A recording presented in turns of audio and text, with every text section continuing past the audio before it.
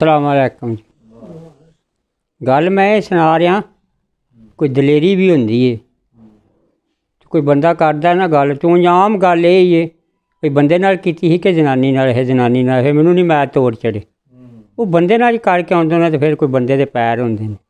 तो फिर जनानियां भी जेह्ड़ियां ने ना कई जे है ने घट्ट ने पर वो बंदे नाल भी वाधू। उस बेटा कुछ अड्डा लगदा ही, उत्थे टांगे वाले खलोंदे सन ते रस्ता जिहड़ा ही खतरनाक ही, जिवें सैफल।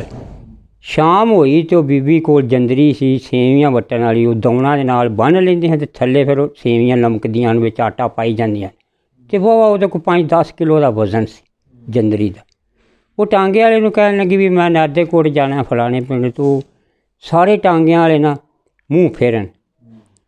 वो आखन लगे बीबी किराया तो बड़ा उत्थों दा, पर हुण शाम होई है, वो राह बड़ा खतरनाक। वो कहण लगी बई तुसीं होर 10 वधा लो, जे तुसीं 100 लेंदे हो तो 110 लवो। उन्हां वक्तां च बड़े पैसे हने ते अज दी रात दी मैं जिम्मेदार हाँ। जो कुछ भी होया ना मैं जिम्मेदार हाँ तुहाडी, जो कुछ मैं संभलां। लालच फिर बंदे नूं, एक टांगे वाला फिर लत्तां ते भार पा गया, आंदा चलो जी बवो। बीबी पिछे टांगे ते बह गई, टांगे वाले ने टांगा टोर लिया। जिस घड़ी कोई पुली सी, कोई पुल सी, उत्थे ज़्यादा खतरा ही। उत्थे चोर शोर डाकू जिहड़े हन उत्थे विच बड़े होंदे सन। जिस घड़ी वो पुली ते आया तो टांगे वाला भी डोल गया, तो जने अगे होर 2 खलो गए।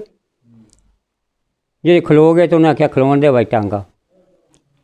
वो बीबी दे पिछले पासे होए टांगे दे, ते उन्हें आख्या ला भाई जो कुछ आई। बीबी कहन लगी पिछां हट के खलो जो, तो मैं तुहानूं अपनी हत्थी जो कुछ है तुहानूं दे दियां।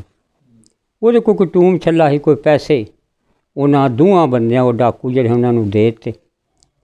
ते उन्होंने भी कहा भाई ठीक है, हुण उन्हें जो कुछ दे छड़िया ते ले लिया।